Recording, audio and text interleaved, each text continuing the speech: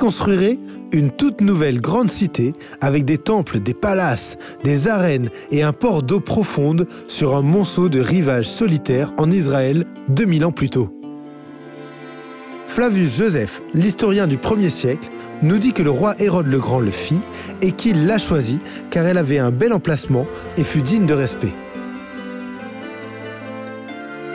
Hérode reçut la région entière, côte méditerranéenne incluse, comme cadeau de César Auguste après la conquête de la Judée.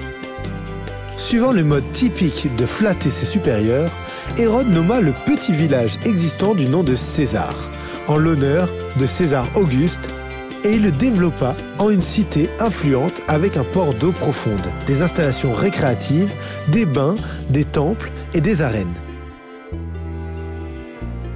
En une nuit, le village endormi fut transformé en une toute nouvelle métropole, accueillant des rois, des visites impériales, des armées entières et des commerçants du monde entier. Césarée servit comme centre politique et administratif de la province judéenne de Rome durant des siècles, apparaissant dans le livre des Actes comme le siège du gouvernement romain local. Ce fut à Césarée que Pierre proclama l'évangile pour la première fois à un auditoire non juif. Et ce fut depuis Césarée que l'apôtre Paul mit les voiles vers Rome durant son dernier voyage missionnaire où il donnera sa vie dans son service pour Dieu. Traversant à la fois des périodes de prospérité et des délaissements durant les invasions musulmanes, les croisades, les conquêtes mamelouques et l'Empire ottoman, un kibboutz juif fut établi à côté de l'ancienne Césarée durant le mandat britannique et en 1952, la ville israélienne de Césarée fut établie. C'est alors que les fouilles archéologiques du site commencèrent de façon sérieuse et le travail continue aujourd'hui encore. Des trésors enfouis continuent d'apporter la lumière sur des civilisations passées, révélant des restes de temples, de palaces, d'un port en eau profonde, d'un amphithéâtre, d'un stade, d'une synagogue, d'églises, d'un hippodrome, d'un obélisque et de remarquables aqueducs amenant l'eau depuis les sources montagneuses à des kilomètres de là. Beaucoup pensent que cette merveille archéologique sur l'étonnant littoral du centre d'Israël est le plus beau site archéologique du monde.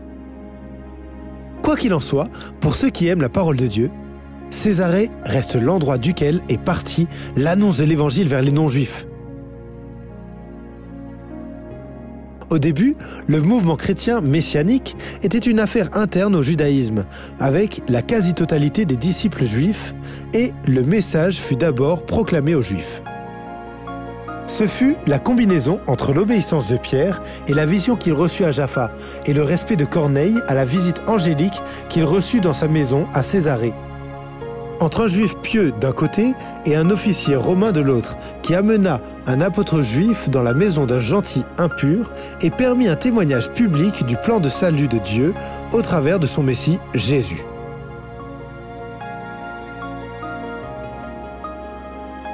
L'histoire biblique prit un tournant critique à Césarée 2000 ans plus tôt, lorsque la bonne nouvelle du salut dépassa les barrières culturelles et religieuses de l'époque, et la grande moisson des nations débuta alors. Aujourd'hui, vous êtes les bénéficiaires de ce miracle. Merci d'avoir regardé. Pour visionner la version complète de la vidéo ou pour en apprendre plus sur le site, cliquez sur le lien ci-dessous.